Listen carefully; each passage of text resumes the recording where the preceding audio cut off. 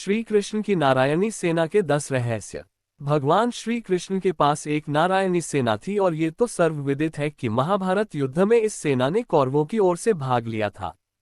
चूंकि महाभारत युद्ध शुरू होने के पहले अर्जुन और दुर्योधन श्री कृष्ण से युद्ध में अपनी ओर से लड़ने का प्रस्ताव लेकर द्वारिका गए थे। जब ये दोनों द्वारिका पहुंचे तब श्री कृष्ण सोए हुए थे।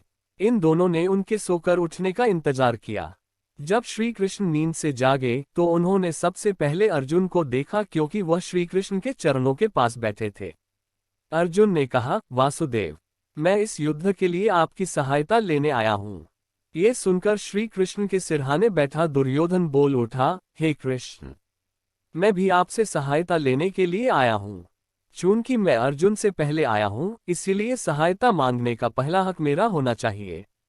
दुर्योधन के बात सुनकर भगवान कृष्ण ने घूमकर उसे देखा और कहा, हे दुर्योधन, मेरी नजर सबसे पहले अर्जुन पर पड़ी और तुम कहते हो कि तुम पहले आए।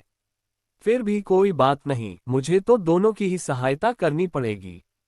अतः मैं दोनों में से एक को अपनी पूरी नारायणी सेना दूंगा और दूसरे की तरफ मैं स्वयं रहूंगा, परंतु युद्ध नहीं करूंगा। अब तुम दोनों आपस में निर्णय कर लो कि किसे क्या चाहिए। तब अर्जुन ने कहा, हे प्रभु, मैं चाहता हूं कि आप मेरी तरफ रहें और युद्ध में सहयोग करें।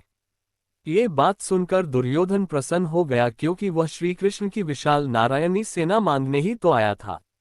इस प्रकार श्री कृष्ण ने महाभारत युद्ध के लिए दुर्योधन को अपनी नारायणी सेना दे दी और स्वयं पांडवों के साथ हो गए। इस नारायणी सेना के प्रधान सेनापति सात्यकी थे। नियमों के अनुसार उन्हें कौरवों की ओर से युद्ध में भाग लेना चाहिए था, परंतु उन्होंने पांडवों की ओर से लड़ने का निर्णय लिया था। तो आइए देखते हैं नारायणी सेना के वो 10 रहस्य जो इस सेना को शक्तिशाली बनते हैं।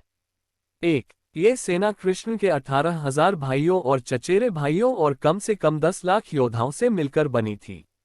2. नारायणी सेना को चतुरंगिनी सेना भी कहते थे। 3. नारायणी सेना उस समय सबसे खतरनाक सेना थी, क्योंकि वह सेना कालारिपयट्टू विद्या में पारंगत थी, जिसके कारण श्री कृष्ण की नारायणी सेना को उस काल में सबसे भयंकर प्रहारक माना जाता था। 4. श्री कृष्ण की एक अक्षौहिणी नारायणी सेना मिलाकर कौरवों के पास 11 अक्षौहिणी सेना थी और पांडवों ने भी 7 अक्षौहिणी सेना इकट्ठा कर ली थी। 5. एक अक्षौहिणी में 21,970 रथ, 21,870 हाथी, 65,610 अश्व और 1,09,350 पैदल सेना होते थे, जो कुल मिलाकर 2,18,800 था। अक्षौहिणी का ये परिमाण महाभारत आदि पर्व 2/19-27 में उल्लिखित है। 6. इस सेना में 7 महारथी और 7 अधीर्थ थे। इस सेना के मुख्य सेनापति बलराम थे और सेनापति सात्यकी थे। ये दोनों ही अलौकिक योद्धा थे। 7. नारायणी सेना की केवल एक अक्षौहिणी ने कृतवर्मन के नेतृत्व में कौरवों के लिए महाभारत युद्ध में भाग लिया था। 8. सात्यकी ने अर्जुन के गुरु होने के कारण स्वेच्छा से महाभारत युद्ध में भाग लेने के लिए अपनी नारायणी सेना के हिस्से का उपयोग नहीं किया था।